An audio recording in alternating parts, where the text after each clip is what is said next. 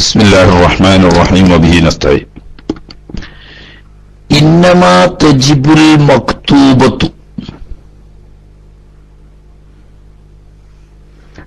അഞ്ച് വഖ്ത് ഫർള് നിസ്കാരങ്ങൾ നിർബന്ധമാവുക. മക്തൂബത്ത് എന്ന് പറഞ്ഞാൽ അല്ലാഹു സുബ്ഹാനഹു വ തആല ഖുർആൻ ശരീഫിൽ അങ്ങനെയാണ് പ്രയോഗിച്ചത്.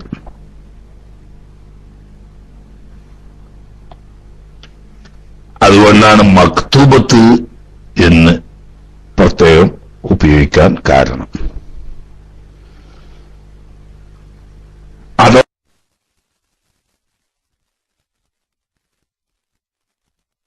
അസ്വലവാത്തു നേർച്ചയാക്കിയാലും ഫർളാവും, പക്ഷേ അതിന് മക്തൂബത്ത് എന്ന് പറയപ്പെടൂല. ഇങ്ങനെയുള്ള അഞ്ചു വഖ്ത് നിസ്കാരം ഫർളാക്കപ്പെടുക ആരുടെ മേലിലാണ്? അലാ കുല്ലി മുസ്ലിമിൻ, എല്ലാ മുസ്ലിമായ ആളുകളുടെ മേലിലും ആണ് നിസ്കാരം ഫർളാക്കപ്പെടുക എന്ന് പറഞ്ഞാൽ, അപ്പൊ മുസ്ലിം അല്ലാത്ത ആളുകൾക്ക് നിസ്കാരം ഫർളില്ല എന്നല്ലേ അതിനർത്ഥം? അങ്ങനെ തന്നെയാണ്. പക്ഷെ അപ്പൊ നിങ്ങൾ നിസ്കാരം സ്വാഭാവികമായിട്ടും വരാം.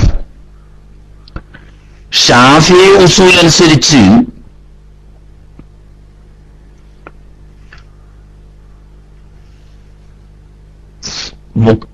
ഈ ഫുറൂഇയ്യാത്ത് കൊണ്ട് ഷർഇന്റെ ഫുറൂഇയ്യാത്ത് കൊണ്ട് തക്ലീഫ് ഉണ്ട് എന്നാണല്ലോ. കാഫിറിനോട് ഷർഇന്റെ ഫുറൂഇയ്യാത്തുകളെ കൊണ്ട് തക്ലീഫ് ഉണ്ട്, അഥവാ നിസ്കാരം, നോമ്പ്, സക്കാത്ത്, ഹജ്ജ് തുടങ്ങിയ ഫുറൂഇയ്യായ ശാഖാപരമായ ഇബാദത്തുകൾ മുസ്ലിമാകൽ ഫർളുള്ളത് പോലെ തന്നെ ഈ നിസ്കാരവും ഫർളുണ്ട്. അപ്പൊ പിന്നെ മുസ്ലിമിന്റെ മേലെ ഫർളാവുള്ളൂ എന്ന് പറഞ്ഞതിന്റെ അർത്ഥം എന്താ? അതായത് മുസ്ലിമിന്റെ മേലിലാണ് നിർവഹിക്കുക, അത് നിർവഹിക്കുക എന്ന നിലക്ക് ഫർളാവുന്നത് മുസ്ലിമിനാണ്. കാരണം അല്ലാത്തവര് നിർവഹിച്ചാൽ അത് സഹിയാവുകയില്ല. എന്നാൽ കാഫിറിന്റെ മേൽ ഫുറൂഇയ്യാത്ത് കൊണ്ട് തക്ലീഫ് ഉണ്ട് എന്ന് പറഞ്ഞതിന്റെ അർത്ഥം, നാളെ പരലോകത്തെത്തുമ്പോ കാഫിറായതിന്റെ മേൽ ശാശ്വതമായ നരകത്തിൽ കടക്കുമെങ്കിലും അതോടുകൂടി തന്നെ നിസ്കരിക്കാത്തതിന്റെ പേരിൽ, നോമ്പെടുക്കാത്തതിന്റെ പേരിൽ, സക്കാത്ത് കൊടുക്കാത്തതിന്റെ പേരിൽ, ഹജ്ജ് ചെയ്യാത്തതിന്റെ പേരിൽ, ഇങ്ങനെ ഫുറൂഇയായ കാര്യങ്ങൾ പറഞ്ഞാൽ അത് നിർവഹിക്കാത്തതിന് പ്രത്യേകം കാഫിറായതിന്റെ ശിക്ഷയ്ക്ക് പുറമെ പ്രത്യേകമായ ശിക്ഷ ഉണ്ടാവും ഉപേക്ഷിച്ചതിന് എന്നാ. എന്നാൽ ദുന്യാവിൽ ഫർളില്ല എന്ന് പറഞ്ഞതിന്റെ അർത്ഥം ദുന്യാവിൽ അത് നിർവഹിക്കാൻ കൽപ്പനയില്ല എന്നാ. നിർവഹിക്കണമെങ്കിൽ എന്ത് വേണം? വുളു എടുത്ത് നിസ്കരിക്കണം എന്ന് പറയുന്നത് പോലെ, അല്ലെങ്കിൽ ജനാബത്തുണ്ടെങ്കിൽ കുളിച്ചിട്ട് നിസ്കരിക്കണം എന്ന് പറയുന്നത് പോലെ മുസ്ലിമായി നിസ്കരിക്കണം എന്ന തക്ലീഫാണുള്ളത്. അതേസമയത്ത് മുസ്ലിം ആവാതെ കാഫിറായ നിലയിൽ നിലനിന്നുകൊണ്ടുള്ള നിസ്കാരം സഹിയാവുകയില്ല.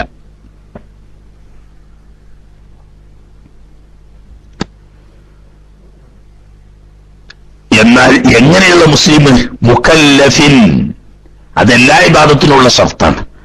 പ്രായപൂർത്തിയും ബുദ്ധിയും ഉള്ള എല്ലാ മുസ്ലിമീങ്ങൾക്കുമാണ് നിസ്കാരം ഫർളാവുന്നത് എന്ന് മാത്രമല്ല, മറ്റു ഫർളായ ഇബാദത്തുകളൊക്കെയും മുക്കല്ലഫിന് മാത്രമേ നിർബന്ധമുള്ളൂ. മുക്കല്ലഫ് എന്ന് പറഞ്ഞാൽ ശർഇന്റെ വിധിവിലക്കുകൾ ബാധകമാക്കപ്പെടുന്ന വ്യക്തികൾ. അത് ബാലിഗിൻ ആഖിലിൻ, മുക്കല്ലഫിന്റെ മാനയാണ്. അതായത് പ്രായപൂർത്തി എത്തണം. പ്രായപൂർത്തി എത്താത്ത ഒരാളോടും ഇസ്ലാം ശരീഅത്തിന്റെ ഒരു നിയമങ്ങളെ കൊണ്ടും ഫർളായി കൽപ്പിക്കപ്പെടുന്നില്ല. പ്രായപൂർത്തി എത്തുന്നത് വരെ ഇനി പറയും നിസ്കരിക്കണം, നോമ്പ് നോൽക്കണം, മറ്റേ ഇബാദത്തുകളൊക്കെ ചെയ്യണം എന്ന് കൽപ്പനയുണ്ട്. 10 വയസ്സ് കഴിഞ്ഞാൽ ഉപേക്ഷിച്ചതിന് വല്ല അടിയുണ്ട് എന്നൊക്കെ പറഞ്ഞത് ശറഅയിൽ ചെയ്യൽ നിർബന്ധമുണ്ട് എന്ന നിലക്കല്ല, അത് പരിശീലിപ്പിക്കുക എന്നതും പ്രോത്സാഹനം എന്ന നിലക്കുമാണ്. എന്നതുപോലെ തന്നെ ആഖിൽ, പ്രായപൂർത്തിയൊക്കെ എത്തി, പക്ഷെ ബുദ്ധി ഭ്രാന്തി കൊണ്ടോ പ്രകൃതിയെ തന്നെ ബുദ്ധി വളർച്ചയില്ലാതെ മന്ദബുദ്ധിയായി ഒരു 2 വയസ്സായ കുട്ടികളെ പോലെ അല്ലെങ്കിൽ 3 വയസ്സായ കുട്ടികളെ പോലെയുള്ള മാനസികാവസ്ഥ മാറാത്ത ചില ആളുകളുണ്ട്, ബുദ്ധി വളർച്ചയില്ലാത്ത. അങ്ങനെയുള്ള ആളുകൾക്കൊന്നും ഇസ്ലാമിന്റെ വിധിവിലക്ക് കൊണ്ടുള്ള കൽപ്പന ബാധകമല്ല.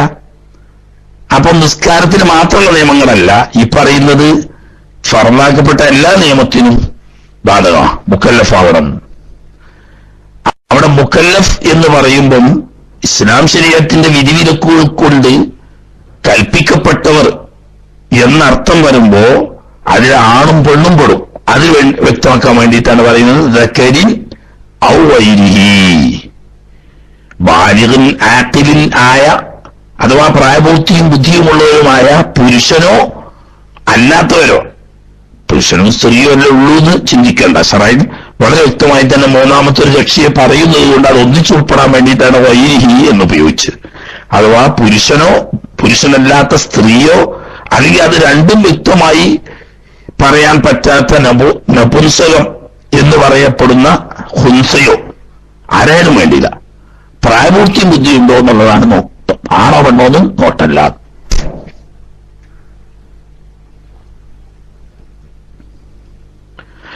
പിന്നെ ത്വാഹിരിൻ, ശുദ്ധിയുള്ളവർക്കുമാണ് നിസ്കാരം ഫർളാക്കപ്പെടുന്നത്. ശുദ്ധി എന്ന് പറയുമ്പോ ഫലാ തെജിബു അല്ല, ശുദ്ധി എന്ന് പറയുമ്പോൾ ഹൈദ് നിഫാസ് എന്നീ ശുദ്ധികളിൽ ശുദ്ധി, അല്ലാത്ത ഉദുവില്ലാത്തവര് ജനാബത്തുള്ളവർ എന്നുള്ള അർത്ഥത്തിനല്ല. ഉദുവില്ലാത്തവർക്ക് ശുദ്ധിയില്ല, പക്ഷെ ശുദ്ധിയാക്കാൻ കഴിയും. അതുപോലെ തന്നെ ജനാബത്തുള്ളവർക്ക് ശുദ്ധിയില്ല, പക്ഷെ ശുദ്ധിയാക്കാൻ കഴിയും. അതേസമയത്ത് ഹൈദ് നിഫാസ് ഉള്ളവർക്ക് ശുദ്ധിയാക്കാൻ കഴിയില്ല. അവിടെ അവസാനം ഹൈദ് നിന്നെങ്കിലേ ശുദ്ധിയാക്കാൻ കഴിയുള്ളൂ. ഹൈദ് നിൽക്കുക എന്ന് പറയുന്നത് അത് ഈ മുക്കല്ലഫിന്റെ പ്രവർത്തന പരിധിയിൽ വരുന്നതല്ല. നിഫാസ് നിന്നാൽ ശുദ്ധിയാക്കാൻ കഴിയും, പക്ഷെ നിഫാസ് നിൽക്കുക എന്നത് മുക്കല്ലഫിന്റെ പ്രവർത്തന പരിധിയിൽ പെട്ടതല്ല. അത് അല്ലാഹു തആല അവന്റെ സ്വന്തം ഇഖ്തിയാർ കൊണ്ട്, തെരഞ്ഞെടുപ്പ് കൊണ്ട് അവൻ നിർത്താൻ വേണ്ടി വെച്ച സമയത്ത് നിൽക്കുകയുള്ളൂ. അതേപോലെ ജനാബത്തും ചെറിയ ശുദ്ധിയും അങ്ങനെയല്ല. അതുള്ളവർക്ക് ഏത് സമയത്ത് വേണമെങ്കിലും ചെറിയ ശുദ്ധിയാക്കുന്നു എന്ന നെയ്യത്തോടുകൂടി വുളൂ ചെയ്യുകയോ വലിയ ശുദ്ധി ഉയർത്തുന്നു എന്ന നെയ്യത്തോടുകൂടി ജനാബത്ത് കുടിക്കുകയോ ഒക്കെ ചെയ്താൽ ശുദ്ധിയാക്കാൻ കഴിയും.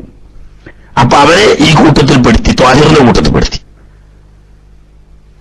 അതേസമയത്ത് ത്വാഹിർ അല്ലാത്തവർ എന്ന് പറയുന്നത് ഹൈദ് നിഫാസ് എന്നിവ ഉള്ളവരെ സംബന്ധിച്ചാണ്. കാരണം അത് അവരെ സംബന്ധിച്ച് സ്വന്തമായി ശുദ്ധിയാക്കാൻ പറ്റാത്തതായതുകൊണ്ട് ശുദ്ധി ഇല്ലാത്തവരാ. അവർക്ക് നിസ്കാരം ഫർദില്ല. അപ്പൊ ഇനി ആ പറഞ്ഞതിന്റെ വിശദീകരണം പറയണം. അപ്പോൾ മുസ്ലിമിന്റെ വേണമെന്ന് നിർബന്ധമാവുക എന്ന് പറഞ്ഞ സ്ഥിതിക്ക് ഫലാ തജിബു, നിസ്കാരം വുജൂബാവുകയില്ല അലാ കാഫിരിൻ അസ്ലിൻ, സാക്ഷാൽ കാഫിർ. അസ്ലിയായ കാഫിർ എന്ന് പറഞ്ഞാൽ മുമ്പ് കുറെ കാലം മുസ്ലിമായി പിന്നെ ഇസ്ലാമിന്ന് പുറത്തുപോയായ കാഫിറല്ല, അവൻ അസ്ലിയായ കാഫിറല്ല. മറിച്ച് അവൻ ജനിക്കുമ്പോൾ തന്നെ അവന്റെ ഉമ്മയും ബാപ്പയും കാഫിറാണ്. അങ്ങനെ അവൻ വളർന്നു വന്ന് കുഫ്രിയത്തിൽ തന്നെ ജീവിക്കാൻ, ഇങ്ങനത്തെ ആളാണ് അസ്ലിയായ കാഫിർ എന്ന് പറയുന്നത്. അവർക്ക് നിസ്കാരം നിർബന്ധമില്ല. കാരണം എന്താ? അവർക്ക് ഹൈദ് നിഫാസ് ഉള്ളവരെ പോലെ തന്നെയാണ്. പക്ഷേ അവർക്ക് മുസ്ലിം ആവുക എന്നത് പ്രായപൂർത്തി എത്തുമ്പോൾ മുസ്ലിമായാൽ അപ്പോൾ നിസ്കാരം ഫർളാവുന്നതിൽ പെടുകയും ചെയ്യും. വസബീൻ, ആഖില് എന്ന് പറഞ്ഞല്ലോ, പ്രായപൂർത്തി എത്തിയവനായതിന്റെ പുറമെ ബാലിഗ് എന്ന് പറഞ്ഞു. മുഖല്ലഫിന്റെ മേലാണ് നിർബന്ധമാകുന്നത് ബാലിഗാവണം. അപ്പോ സബി, കുട്ടി പ്രായപൂർത്തി എത്താത്തത് കൊണ്ട് കുട്ടിക്ക് നിസ്കാരം ഫർദില്ല. അത് ആൺകുട്ടിയായാലും പെൺകുട്ടിയായാലും പ്രായപൂർത്തി എത്തുന്നത് വരെ നിസ്കാരം ഫർദാകുന്നില്ല. ഇനി പിന്നെ കൽപ്പിക്കപ്പെടുന്ന, അത് വേറെ പറയും. ഇനി കൽപ്പിക്കപ്പെടുന്ന 7 വയസ്സ് മുതൽക്ക് കൽപ്പിക്കപ്പെടുമെന്നും കൽപ്പിക്കപ്പെടണമെന്നും നിസ്കരിച്ചാൽ സഹിയാവും. അപ്പൊ അതുകൊണ്ട് തന്നെ പ്രതിഫലവും കിട്ടും എന്ന് പറഞ്ഞാൽ അത് ഇബാദത്ത് ഫർളാവാന്റെ പ്രായപൂർത്തി എത്തിയെങ്കിലേ ഇബാദത്ത് ഫർളാവുള്ളൂ. അപ്പൊ അതിന്റെ മുമ്പ് ചെയ്താൽ ഇബാദത്ത് ഫർളാവുന്നില്ല, എങ്കിലും പ്രതിഫലം കിട്ടുന്നത് പ്രോത്സാഹനാർത്ഥാണ്. 10 വയസ്സ് കഴിഞ്ഞാൽ ഇനിയും നിസ്കരിക്കാതെ വന്നാൽ, വേണ്ടി വന്നാൽ അടിക്കാൻ നിർബന്ധമായി രക്ഷിതാക്കളുടെ മേൽ കൽപ്പന. അപ്പോൾ കുട്ടിക്ക് നിർബന്ധമാകുന്നില്ല. എന്നാൽ നിസ്കരിച്ചാൽ കൂലി കിട്ടും. അത് പ്രോത്സാഹനാർത്ഥമുള്ള കൂലിയാണ്. പിന്നെ മജ്നൂനി, ആഖിലി അറിയണം, ബുദ്ധിയുള്ള ആള്. ബുദ്ധി ബുദ്ധിയുള്ള ആൾക്ക് നിസ്കാരം നിർബന്ധമാവുള്ളൂ. അപ്പൊ ബുദ്ധിയില്ലാത്ത ആൾക്ക് നിസ്കാരം നിർബന്ധമാവില്ല. അത് രോഗമാണ് ആയിട്ടാണെങ്കിലും മജ്നൂൻ എന്ന് പറഞ്ഞു. ഇനി മജ്നൂന് പോലെ തന്നെയാണ് തമ്മീസ് വരാത്ത ചില ആളുകളുണ്ടാവും. വകതിരിവെത്ത കുട്ടിയാകുക എന്ന് പറഞ്ഞാല് കുട്ടി 7 വയസ്സാവും വേണം, വകതിരിവെത്തും വേണമെന്ന് പറഞ്ഞു. ഒരാള് ചിലപ്പോ 25 വയസ്സായിട്ടും 40 വയസ്സായിട്ടും വകതിരിവെത്താത്തവരുണ്ടാവും. കാരണം ബുദ്ധിപരമായി തീരെ വളർച്ചയില്ലാത്ത ചില ആളുകളുണ്ട്. അവര് ഈ പറഞ്ഞേക്ക് ആക്കിലല്ല എന്നതിന്റെ പേരിൽ അവർക്കും നിസ്കാരം നിർബന്ധമില്ല. അതുപോലെ തന്നെ മുഹ്മാലിഹി ബോധശയം ബാധിച്ചാള്. ഉദാഹരണം, ഒരാള് സുബഹിയുടെ അല്പം മുമ്പ് ബോധം വിട്ടുപോയി.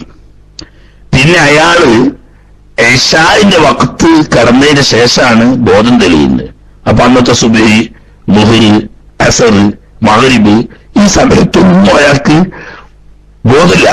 പിന്നെ ഇശാഇന്റെ വഖത്തിലാണ് ഇങ്ങോട്ട് ബോധം തെളിഞ്ഞത്. എന്നാ ഈ സുബഹിയും ഈ ളുഹ്റും ഈ അസറും ഒന്നും അയാൾക്ക് നിർബന്ധമില്ല. കാരണം എന്താ, അയാൾക്ക് ബോധമില്ലല്ലോ. അക്കല് വേണ്ടേ? ബോധം കെട്ടി കിടക്കുന്നതിനെ സംബന്ധിച്ച് അക്കലില്ല. അതേ സമയത്ത് വഖത്തിൽ അല്പസമയം കിട്ടി ബോധത്തോടുകൂടി എന്നാ നിർബന്ധവും. സക്രാൻ, സക്രാൻ എന്ന് പറഞ്ഞാൽ ലഹരി ബാധിച്ച ആള്. ലഹരി ബാധിച്ചിട്ട് ബുദ്ധിയില്ലാതെ ആയിപ്പോയി. അത് പറഞ്ഞേക്ക് ഉദാഹരണം, ളുഹ്ർ ബാങ്ക് കൊടുക്കുന്നതിന് മുമ്പ് ഒരാൾക്ക് ലഹരി ബാധിച്ചു. ഹറാമായ രീതിയിൽ മനഃപൂർവ്വം അവൻ മദ്യം ഉപയോഗിച്ചത് കൊണ്ടല്ല, അനുവദനീയമായ മാർഗത്തിൽ എന്തായി, ഒരാൾക്ക് ലഹരി ബാധിച്ചു. അങ്ങനെ ബുദ്ധിക്ക് വകതിരിവ് നഷ്ടപ്പെട്ടു. പിന്നെ അത് മഗ്രിബ് ആയതിനു ശേഷമാണ് ബോധം തെളിഞ്ഞോട്ടിക്കോളി. എന്നാൽ ഈ ളുഹ്റും അസറും അയാൾക്ക് നിർബന്ധമാകുന്നില്ല. ബിലാ തഅദ്ദീൻ എന്നല്ല. അതേസമയത്ത് ഈ ബോധക്കേട് വന്നത്, അതല്ലെങ്കിൽ ഈ ലഹരി ബാധിച്ചത് ഇവന്റെ അതിക്രമം കൊണ്ടാണ് എന്ന് പറഞ്ഞാൽ അല്ലാഹു തആല ഹറാമാക്കിയ വല്ല കാര്യവും മനഃപൂർവ്വം ചെയ്തുകൊണ്ടാണ്. ഉദാഹരണം, ഒരാള് മയക്കുമരുന്ന് എത്തിച്ചേർന്ന ബോധം കെട്ട് ഒരു ദിവസം കഴിഞ്ഞിട്ടാണ് അല്ലെങ്കിൽ 2 ദിവസം കഴിഞ്ഞിട്ടാണ് അയാൾക്ക് ബോധം തെളിഞ്ഞത്. ആ നിസ്കാരമൊക്കെ കള വീട്ടണം. കാരണം മനഃപൂർവ്വം മയക്കുമരുന്ന് കുത്തിവെച്ച് ബോധം നഷ്ടപ്പെട്ടതാണ്. അതേ സമയത്ത് രോഗത്തിന് വേണ്ടിയിട്ട്, ഉദാഹരണം, ഒരു ഓപ്പറേഷൻ ചെയ്യാൻ വേണ്ടിയിട്ട് അനസ്തേഷ്യ കൊടുത്തു, ബോധം കെടുത്തി. ആ ബോധം തെളിയാൻ ഒരാഴ്ചയാണ് താമസിച്ചു എന്ന് വെച്ചോളി. എന്നാൽ ഈ ഒരാഴ്ചക്കാലത്തെ നിസ്കാരം അയാൾ കള വീട്ടേണ്ട ആവശ്യമില്ല. കാരണം ഈ രോഗത്തിന് ഓപ്പറേഷൻ ചെയ്യാൻ, ചികിത്സിക്കാൻ വേണ്ടിയിട്ട് ഹലാലായ മാർഗത്തിലാണ് അയാളുടെ ബോധം നഷ്ടപ്പെടുത്തിയത്. ചെയ്തുകൊണ്ട് നഷ്ടപ്പെടുത്തിയ തന്നെയാണ്, പക്ഷെ ഹലാലായ മാർഗത്തിലാണ്. അതല്ലെങ്കിൽ മരുന്നിന്റെ ചികിത്സ ആവശ്യാർത്ഥം, അതല്ലെങ്കിൽ അറിയാതെ മാറി ഒരു മരുന്ന് കുടിക്കുന്ന ആളാണ്, അറിയാതെ അബദ്ധത്തിൽ മരുന്നിന്റെ സ്ഥാനത്ത് ലഹരി മദ്യമാണ് ഉപയോഗിച്ചു പോയത്. അറിയാതെ അങ്ങനെ സംഭവിച്ചു പോയതാണ്. അങ്ങനെ അയാൾക്ക് മസ്തായി, ലഹരി ബാധിച്ചു, ബുദ്ധിയുടെ സമനില തെറ്റി. എന്നാൽ അയാൾ കുറ്റക്കാരനല്ല. അപ്പൊ കുറ്റക്കാരനല്ലാത്ത നിലക്ക് ലഹരി പദാർത്ഥങ്ങളോ ബോധക്ഷയം ബാധിക്കുന്ന സംഗതികളോ ഉപയോഗപ്പെടുത്തിക്കൊണ്ട് ബോധം നഷ്ടപ്പെട്ടാലും അവൻ നിസ്കാരം, ആ സമയത്തുള്ള നിസ്കാരം കള വീട്ടേണ്ടതില്ല. അതാണ് തഅദ്ദീൻ. അതേസമയത്ത് തഅദ്ദി അല്ലാഹു ഹലാലാക്കാത്ത നിലക്ക് ഹറാമായ രീതിയിൽ മയക്കുമരുന്നോ മദ്യമോ ഉപയോഗിച്ചിട്ടാണ് ബോധം നഷ്ടപ്പെട്ടത് എങ്കിൽ ആ നിസ്കാരം കള വീട്ടൽ വുജൂബാവുകയും ചെയ്യും. ഇത്രയും പറഞ്ഞ ആളുകൾ, ഈ കാഫിർ അസ്ലി, കുട്ടി, ഭ്രാന്തുള്ള ആള്, ബോധക്ഷയം ബാധിച്ച ആള്, ലഹരി ബാധിച്ച ആള്, ഇവർക്കൊന്നും നിസ്കാരം നിർബന്ധമില്ല എന്നത് എന്തുകൊണ്ട്? ലിഅദമി തക്ലീഫിഹിം, അവർക്കൊന്നും തക്ലീഫില്ല. അതുകൊണ്ട് തന്നെ തക്ലീഫ് ഇസ്ലാമിന്റെ വിധിവിലക്കുകൾ ബാധകമല്ല. അപ്പൊ കാഫിറിന് ബാധകമല്ല എന്ന് പറഞ്ഞാൽ നമ്മൾ റസൂലിനെതിരല്ല, അതാ നേരത്തെ പറഞ്ഞത്. കാഫിറിന് ബാധകമല്ല എന്ന് പറഞ്ഞാൽ ദുനിയാവിൽ പ്രവർത്തിക്കാൻ വേണ്ടി കൽപ്പിക്കപ്പെട്ട ബാധ്യത ഉള്ള ആളല്ല. കാരണം അയാൾ സ്വയം അത് ഏറ്റെടുത്തിട്ടില്ല. അതേസമയത്ത് ഷാഫി മദ്ഹബിന്റെ ഉസൂലിൽ പറയും, ഫുറയ്യാത്തുകളെ കൊണ്ട് കാഫിർ തക്ലീഫ് ഉള്ളവരാണ്. ആ പറഞ്ഞത് നേരത്തെ പറഞ്ഞതുപോലെ മരണപ്പെട്ടതിന് ശേഷം അള്ളാഹുവിന്റെ അടുക്കൽ നാളെ പരലോകത്ത് കാഫിറായി എന്നതിന്റെ ശിക്ഷ ലഭിക്കുന്നതിന്റെ പുറമെ നിസ്കരിക്കാത്തതിന്റെ മേൽ ശിക്ഷ ലഭിക്കും എന്നർത്ഥത്തിനാണ്. എന്നാൽ വലാ അലാ ഹൈളിൻ, ഹൈള് എന്ന് പറയുന്ന അശുദ്ധിയുള്ള സ്ത്രീ, അവൾക്ക് നിസ്കാരം ഫർദില്ല. വനുഫസാ, പ്രസവരക്തം ഉള്ള സ്ത്രീകൾക്കും. ഈ ഹൈള് നിഫാസ് എന്ന് പറയുന്ന രണ്ട് രക്തസ്രാവം, ഒന്ന് മാസത്തിലുണ്ടാവുന്ന ഹൈളും മറ്റൊന്ന് പ്രസവത്തിനോട് അനന്തരം ഉണ്ടാവുന്ന നിഫാസും, ഇത് ഉള്ളവർക്ക് നിസ്കാരം ഫർദില്ല. കാരണം അവർ ത്വാഹിറല്ല.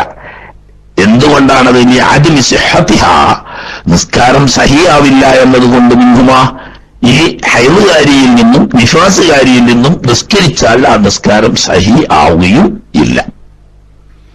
അവർക്ക് നിസ്കാരം ഫർദില്ല. എന്നാൽ ഒരു സ്ത്രീ എന്ത് കരുതി, ഏതായാലും ഫർദില്ലെങ്കിലും നല്ലൊരു കാര്യമല്ലേ, ഞാൻ ചെയ്യട്ടെ എന്ന് വെച്ചാൽ അത് സഹി തന്നെയല്ല. അപ്പൊ ചെയ്യൽ ഹറാമിന്റെ കുറ്റുണ്ടാവും, ചെയ്യാൻ പാടില്ലാതെ. എന്നാൽ വലാ ഖളാ അലൈഹിമാ, ഹൈളുകാരിയും നിഫാസുകാരിയുമാവുന്ന രണ്ടുപേരും ഖളാ വീട്ടലും നിർബന്ധമില്ല എന്ന് മാത്രമല്ല, ഖളാ വീട്ടാനും പാടില്ല. കാരണം ഇസ്ലാമിന്റെ കൽപ്പനക്കെതിരാണ്. ഒരിക്കൽ ബൗദ്ധിയായിരിക്കുന്ന ആയിഷ റളിയല്ലാഹു തആല അൻഹയുടെ ഹവറത്തിൽ വന്നിട്ട് ഒരു സ്ത്രീ ചോദിക്കുകയുണ്ടായി, ഉമ്മ, ഇസ്ലാമിന്റെ ഫർളുകളിൽ നാലാമത്തെ ഫർളാവുന്ന റമളാൻ മാസത്തിലെ നോമ്പ് നോൽക്കണം, ഖളാ വീട്ടണം. ഹൈള് നിഫാസുള്ള സ്ത്രീകൾ ഹൈള് മുഖേനയോ ഹൈള് മൂലമോ നിഫാസ് മൂലമോ നിസ്കാരം നോമ്പ് നഷ്ടപ്പെട്ടാൽ ആ നോമ്പ് ഖളാ വീട്ടണം എന്നാണല്ലോ വിധി.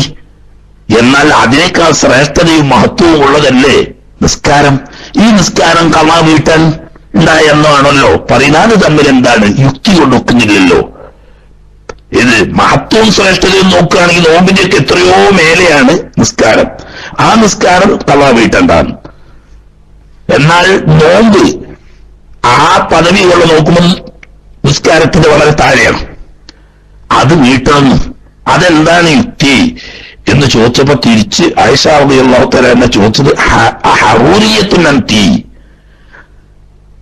നീ ഹറൂറിയത്താണോ? ഹറൂറിയത്ത് എന്ന് പറഞ്ഞാൽ അക്കാലത്തുണ്ടായിരുന്ന ഒരു വഹാബി യുക്തിവാദി സംഘം, ഇസ്ലാമിനെ യുക്തി കൊണ്ട് അളക്കാൻ ശ്രമിക്കുന്ന ഒരു മുബ്തദിഈങ്ങളുടെ കക്ഷിയാണ് ഹറൂറിയാക്കൾ എന്ന് പറയുന്ന ഖവാരിജികൾ. അതിൽപ്പെട്ട ആളാണോ എന്ന് ചോദിച്ചപ്പോ ആയിഷ, ആ സഹോദരി, ആ പെണ്ണ് ആയിഷ റളിയല്ലാഹു തആല അൻഹയോട് പറഞ്ഞു, അങ്ങനെയല്ല, ഞാൻ അറിയാൻ വേണ്ടി ചോദിച്ചതാണ് എന്ന് പറഞ്ഞപ്പോ ആയിഷ റളിയല്ലാഹു തആല അൻഹ പറഞ്ഞു, ഹബീബ് റസൂലുള്ളാഹി സ്വല്ലല്ലാഹു അലൈഹി വസല്ലം തങ്ങളുടെ കൂടെ അവിടുത്തെ ഭാര്യമാരുണ്ടായിരുന്നു, അവിടുത്തെ പത്നിമാരുണ്ടായിരുന്നു, ഒക്കെ ഉണ്ടായിരുന്നു. അവിടുത്തെ മക്കളുണ്ടായിരുന്നു ഒക്കെ. അവർക്കൊക്കെ ഈ പറയുന്നത് പോലെ ഹൈള്, നിഫാസ് എന്നിങ്ങനെ സാധാരണ മറ്റു സ്ത്രീകൾക്കുണ്ടാവുന്നത് പോലെ അവർക്കൊക്കെ ഉണ്ടാകാറുണ്ട്. ആ സമയത്ത് നോമ്പ് ഖളാ വീട്ടാൻ ഞങ്ങളോട് ഹബീബ് സല്ലല്ലാഹു അലൈഹി വസല്ലം കൽപ്പിച്ചിട്ടുണ്ട്.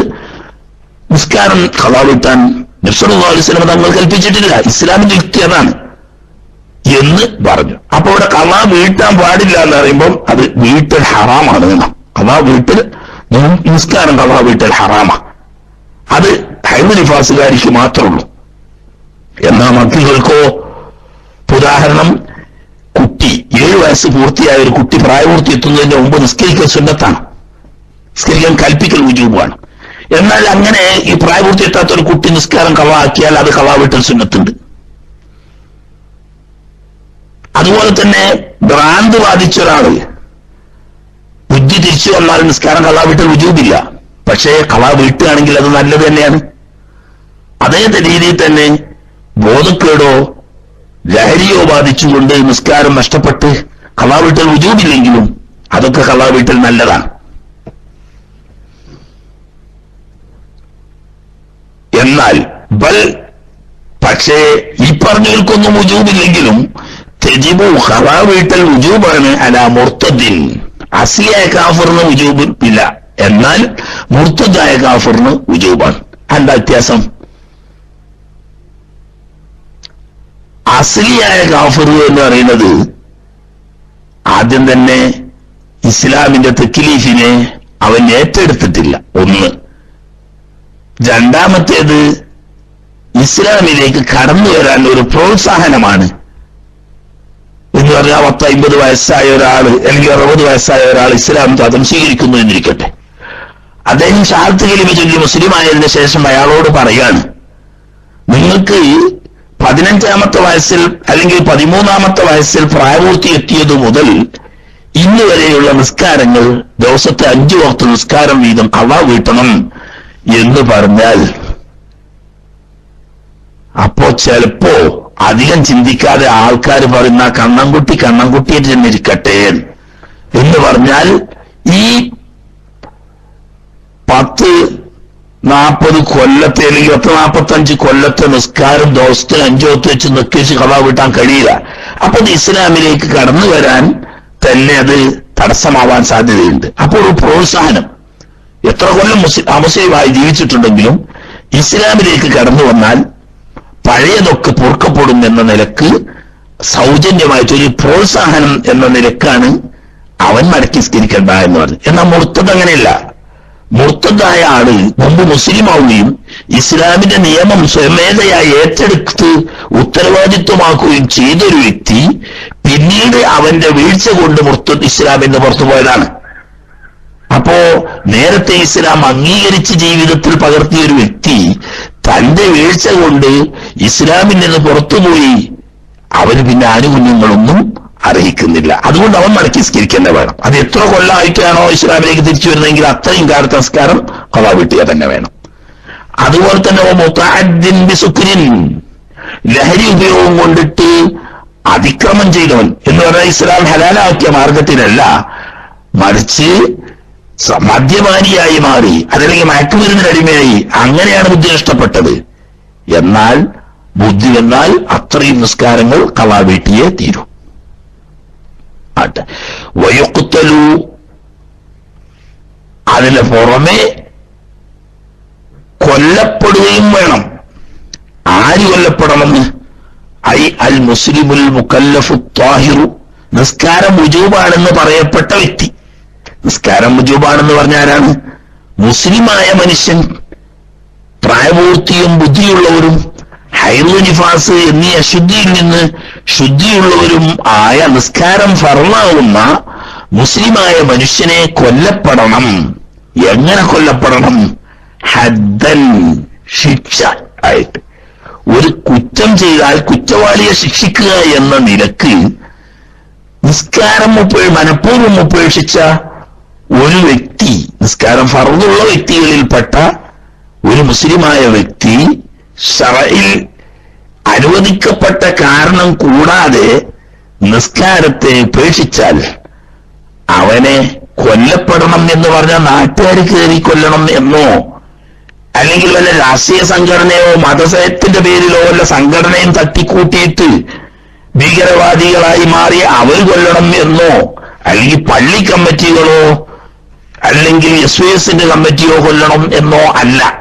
അവർക്കൊന്നും നിയമം കയ്യിലെടുക്കാൻ അധികാരം ഇസ്ലാം കൊടുത്തിട്ടില്ല. മറിച്ച് ആർക്കാണ് അതിന്റെ അധികാരം? ഇസ്ലാം ശരീഅത്തനുസരിച്ച് ഭരണം നടത്തുന്ന ഇമാമ്, ആ ഇമാമിന്റെ കീഴിൽ പ്രവർത്തിക്കുന്ന ഇത്തരം കാര്യങ്ങൾ, ക്രിമിനൽ നിയമങ്ങൾ നടപ്പിലാക്കാൻ അധികാരപ്പെട്ട കോടതി, ആ കോടതിയുടെ മേൽനോട്ടത്തിലാണ് ഇയാളെ അറസ്റ്റ് ചെയ്യപ്പെടുകയും കോടതിയിൽ ഹാജരാക്കപ്പെടുകയും വിചാരണ ചെയ്ത് ഇദ്ദേഹം മുസ്ലിം നിസ്കരിക്കുന്ന ആളാണ്, മുസ്ലിമാണ്, നിസ്കരിക്കുന്നില്ല എന്ന് മനസ്സിലായിട്ട് കോടതി അല്ലെങ്കിൽ ഇമാമ് കൽപ്പിക്കുന്നു നിസ്കരിക്കണം, മുസ്ലിമായ മനുഷ്യൻ നിസ്കാരം ഫർളാണ്, നിസ്കരിച്ചിട്ടില്ലെങ്കിൽ ശിക്ഷയായിട്ട് കൊല്ലപ്പെടും എന്നവനോട് താക്കീത് ചെയ്ത് നിസ്കരിക്കാൻ ആവശ്യപ്പെട്ടിട്ട് നിസ്കരിക്കാതെ വാശി പിടിച്ചു നിൽക്കുകയാണെങ്കിൽ, ഒരു കുറ്റം ചെയ്തവൻ കൊലയാളിയെ കൊല്ലുക, മോഷ്ടാവിന്റെ കൈമുറിക്കുക എന്നൊക്കെ പറഞ്ഞത് ഹദ്ദ്, ശിക്ഷ എന്ന നിലക്ക എന്നതുപോലെ ശിക്ഷ എന്ന നിലക്ക് കൊല്ലപ്പെടണം. എങ്ങനെ കൊല്ലപ്പെടണം എന്ന് കൊല്ലാൻ തന്നെ എങ്ങനെയെങ്കിലും പറ്റൂല. പെരടി വെട്ടുക, വെടിവെച്ച് കൊല്ലല്ല വേണ്ടത്, അല്ലെങ്കിൽ അടിച്ചു കൊല്ലല്ല വേണ്ടത്, അല്ലെങ്കിൽ തൂക്കി വെറ്റി കൊല്ലല്ല വേണ്ടത്. മറിച്ച് ഇദാ ഖതൽതും ഫഹ്സിനുൽ ഖിത്ല, എന്ന് നബി സല്ലല്ലാഹു അലൈഹി വസല്ലം തങ്ങൾ തന്നെ കൽപ്പിച്ചിട്ടുണ്ട്. കൊല്ലൽ നിർബന്ധമാവുന്ന ചില സാഹചര്യത്തിൽ കൊല്ലേണ്ടി വന്നാൽ മാന്യമായ നിലക്ക് കൊലപ്പെടുത്തണം എന്ന കൽപ്പനയുണ്ട്. അപ്പൊ അതുകൊണ്ട് വാളുകൊണ്ട് തല വെട്ടിയിട്ടാണ് കൊലപ്പെടുത്തേണ്ടത് എന്ന്. പക്ഷെ അത് നിസ്കരിക്കാത്തവരോട് പിടിക്കുക, ഒരു വാളോട് ഊരുക, തലക്കട് വെട്ടുക, അങ്ങനെയല്ല. മറിച്ച് മുസ്ലിം ഭരണം വേണം. ആ ഭരണകൂടത്തിന്റെ കീഴിൽ ഉത്തരവാദപ്പെട്ട ഉദ്യോഗസ്ഥന്മാർ ഇയാളെ അറസ്റ്റ് ചെയ്യുകയും അറസ്റ്റ് ചെയ്ത് കോടതിയിൽ ഹാജരാക്കുകയും എന്നിട്ട് കോടതി അയാളോട് നിസ്കരിക്കാൻ കൽപ്പിക്കുകയും ചെയ്തിട്ട് ഇല്ലെങ്കിൽ ഞാൻ ശിക്ഷ ഉണ്ടാവുന്നുള്ള മുന്നറിയിപ്പും കൊടുത്തിട്ട് അയാൾ നിസ്കരിക്കുന്നില്ലെങ്കിലാണ്. അപ്പൊ അത് നടക്കൂല. കാരണം എന്താ, അങ്ങനെ ആരും ചെയ്യാൻ സാധ്യത കാണുന്നില്ല. അഥവാ അങ്ങനെ വരികയാണെങ്കിൽ അതിനുള്ള ശിക്ഷ അതാണ് പരമാവധി ശിക്ഷ. എപ്പോഴാണത്? തീരെ ജീവിതത്തിൽ ഒരിക്കലും നിസ്കരിക്കാതെ വെക്കുമ്പോഴല്ല. ഇൻ അഖ്റജഹ, ഈ ഫർളാക്കപ്പെട്ട നിസ്കാരത്തെ ഒരാൾ പുറപ്പെടുവിച്ചാലാണ്. എങ്ങനെ പുറപ്പെടുവിച്ച്? ആമിദൻ, ബോധപൂർവം മനഃപൂർവ്വം പുറപ്പെടുവിച്ചു. എന്തിനു തൊട്ട് പുറപ്പെടുവിച്ചു?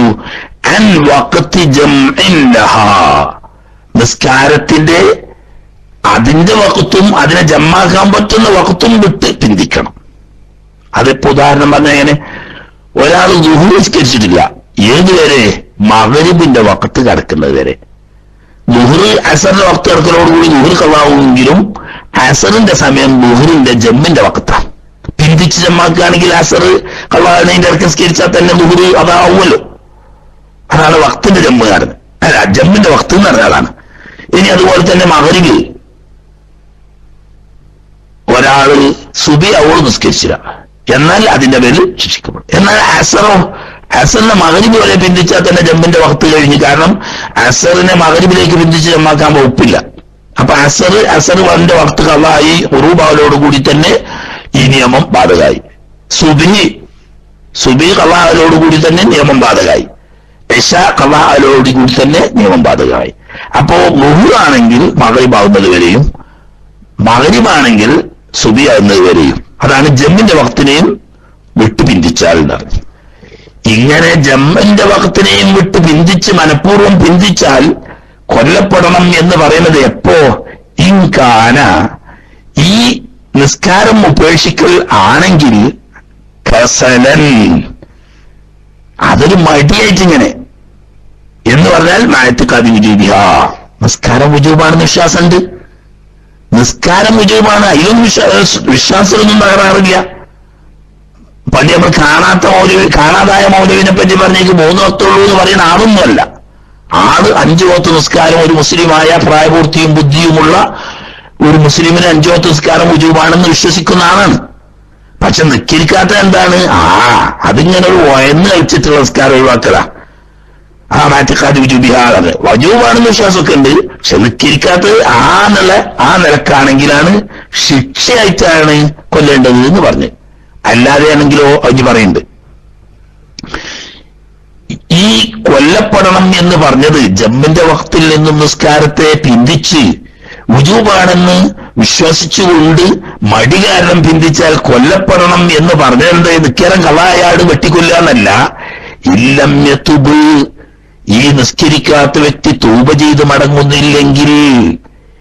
എപ്പോഴാണ് തൗബ ചെയ്ത് പറഞ്ഞ? അദലിസ്തിതാബത്തി, തൗബ ചെയ്യാൻ ആവശ്യപ്പെട്ടതിന് ശേഷം.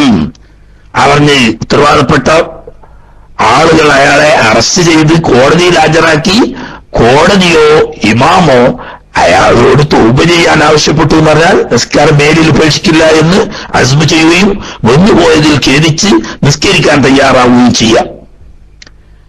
ഇങ്ങനെ തൗബ ചെയ്യാൻ ആവശ്യപ്പെടൽ നിർബന്ധമാണോ ഭരണാധികാരിക്ക്, അല്ല സുന്നത്താണോ? 2 അഭിപ്രായമുണ്ട്.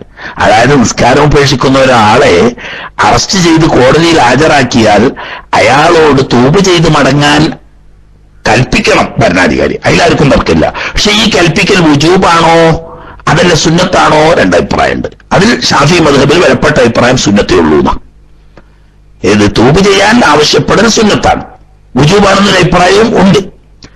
വായനാപത്തി, ഇങ്ങനെ നിസ്കരിക്കാത്തവനെ ഇമാമോ ഇമാമിന്റെ ന്യായമായിട്ടുള്ള ആള് തൗബ ചെയ്യൽ ആവശ്യപ്പെടൽ സുന്നത്താണ് എന്ന അഭിപ്രായം അനുസരിച്ച്, അതാണ് മറ്റുള്ളത്, അതനുസരിച്ച് ലായവുമനും മങ്കത്തലഹു, ഇങ്ങനെയുള്ള നിസ്കാരം ഉപേക്ഷിച്ച വ്യക്തിയെ കൊന്ന ഒരു ഭരണാധികാരി അയാള് ബാധ്യസ്ഥനല്ല ഖബല തൗബത്തി, തൗബ ആവശ്യപ്പെടുന്നതിന് മുമ്പ്. കാരണം തൗബ ചെയ്യാൻ ആവശ്യപ്പെടുന്നതിന്റെ മുമ്പ് അറസ്റ്റ് ചെയ്ത് കൊണ്ടുവന്ന് കേസ് എന്താന്ന് അന്വേഷിച്ചു. കേസ് അയാൾ നിസ്കരിച്ചിട്ടില്ല അറിഞ്ഞു. ഏത് നിസ്കരിച്ചിട്ടില്ല ചോദിച്ചു. സൂര്യ ഇരിക്കുന്നവരെ സുബഹിസ്കരിച്ചില്ല അറിഞ്ഞു. അതല്ലെങ്കിൽ മുഹ്രി മഗ്രിബ് നിസ്കരിച്ചില്ല, അല്ലെങ്കിൽ അസർ മഗ്രിബാവുന്നവരെ നിസ്കരിച്ചില്ല എന്ന് എഴുതില്ല, നിസ്കാരം ഉപേക്ഷിച്ചു എന്ന് അറിഞ്ഞ ഉടനെ കൊല്ലാൻ കൽപ്പിച്ചു കൊന്നു. എന്നാൽ നഷ്ടപരിഹാരം കൊടുക്കേണ്ട ബാധ്യതയൊന്നും ഭരണാധികാരിക്കില്ല. ഇതുകൊണ്ട് തൗബ ചെയ്യാൻ ആവശ്യപ്പെടൽ സുന്നത്തേയുള്ളൂ എന്ന അഭിപ്രായമനുസരിച്ച്. പക്ഷെ അങ്ങനെ വെച്ചാലും ലാക്കിന്നഹു യേസുമോ, കുറ്റക്കാരനാവും. അത് ഇങ്ങനൊരു ഭരണാധികാരി ചെയ്യാണ്. തൗബ ചെയ്യാൻ ആവശ്യപ്പെടാതെ ഈ കുറ്റം തെളിഞ്ഞ ഉടനെ അയാളെ കൊല്ലുകയാണെങ്കിൽ അയാൾ അള്ളാന്റെ അടുക്കൽ കുറ്റക്കാരനാവും. എന്നാൽ നഷ്ടപരിഹാരം കൊടുക്കേണ്ട ബാധ്യതയൊന്നും ഇല്ല. ഇത്രയും പറഞ്ഞത് നിസ്കാരം വുജൂബാണ് എന്ന് വിശ്വസിച്ചു. എന്നാൽ വയുഖ്തലു കുഫറൻ, നിസ്കാരം ഉപേക്ഷിച്ചവനെ കൊല്ലപ്പെടണം കുഫറൻ, കാഫിറായതിന്റെ പേരിൽ. നേരത്തെ പറഞ്ഞ ഹദ്ദൻ കൊല്ലപ്പെടണമെന്ന, കള്ളുടിച്ചവനെ അടിക്കുക, ചെല്ലുക, കൈമുറിക്കുക എന്നൊക്കെ പറഞ്ഞതുപോലെ നിസ്കരിക്കാൻ ഉപേക്ഷിച്ചവനെ കൊല്ലുക എന്നതിന്റെ ശിക്ഷയേറ്റ്. ഇനി കാഫിറായതിന്റെ പേരിൽ കൊല്ലപ്പെടും. എപ്പോ? ഇൻതറക്കഹ, നിസ്കാരത്തെ ഈ വ്യക്തി ഉപേക്ഷിച്ചിട്ടാണെങ്കിൽ. എങ്ങനെ? ജാഹിദൻ വുജൂബഹ, നിസ്കാരത്തിന്റെ വുജൂബിയത്ത്, നിസ്കാരം ഫർളാണ് എന്ന കാര്യത്തെ അയാൾ നിഷേധിക്കുന്നു. തീരെ നിസ്കാരം വുജൂബില്ല എന്ന് നിഷേധിക്കാമെന്ന് മാത്രമല്ല, 5 വക്ത് നിസ്കാരത്തിൽപ്പെട്ട ഏതെങ്കിലും ഒരു നിസ്കാരം വുജൂബില്ല എന്ന് വിശ്വസിച്ചു. അതല്ലെങ്കിൽ 5 വക്ത് നിസ്കാരത്തിൽപ്പെട്ട ഒരു നിസ്കാരത്തിന്റെ ഒരു റക്അത്ത് ഫർമില്ല എന്ന് വിശ്വസിച്ചു. എന്നാൽ തന്നെ കാഫിറാവും. ജാഹിദൻ വുജൂബഹ ആണെങ്കിൽ, വുജൂബാണ് എന്നതിനെ നിഷേധിച്ചുകൊണ്ടാണെങ്കിൽ കൊല്ലപ്പെടണമെന്ന് മാത്രമല്ല അത് കാഫിറായിട്ട് പരിഹരിക്കപ്പെടുകയും ചെയ്യും. അങ്ങനെ വരുമ്പോൾ ഫലായോസലൂ, കണ്ടോ, കാഫിറായതിന്റെ പേരിൽ കൊല്ലപ്പെട്ടു കഴിഞ്ഞാൽ പിന്നെ മയ്യത്ത് കുളിപ്പിക്കപ്പെടണ്ടെന്ന് പറഞ്ഞാൽ വുജൂബില്ലാണ്. വലായുസല്ല അലി നിസ്കരിക്കാനും പാടില്ല എന്ന് മാത്രമല്ല മുസ്ലിംകളുടെ ഖബർസ്ഥാനിൽ മറമാടപ്പെടാനും പാടില്ല. ആദ്യം പറഞ്ഞോളത്തോ അതൊക്കെ വേണം. അതായത് ശിക്ഷയേറ്റ് കൊല്ലപ്പെട്ടോടത്ത് സാധാരണ മുസ്ലിമീങ്ങളെ കുളിപ്പിക്കുന്നത് പോലെ അയാളെ മയ്യത്ത് കുളിപ്പിക്കണം, കഫൻ ചെയ്യണം, മയ്യത്ത് നിസ്കരിക്കണം, മുസ്ലിം ഖബർസ്ഥാനിൽ മറമാടുകയും വേണം. അതേസമയത്ത് വുജൂബിനെ നിഷേധിച്ചാലോ ആള് കാഫിറായി. കാഫിറായി കൊല്ലപ്പെടുന്നു മാത്രമല്ല അവിടെ മയ്യത്ത് കുളിപ്പിക്കല്, അതുപോലെ തന്നെ മയ്യത്ത് നിസ്കരിക്കല്, മുസ്ലിം ഖബർസ്ഥാനിൽ മറമാടൽ ഒന്നും പാടില്ല.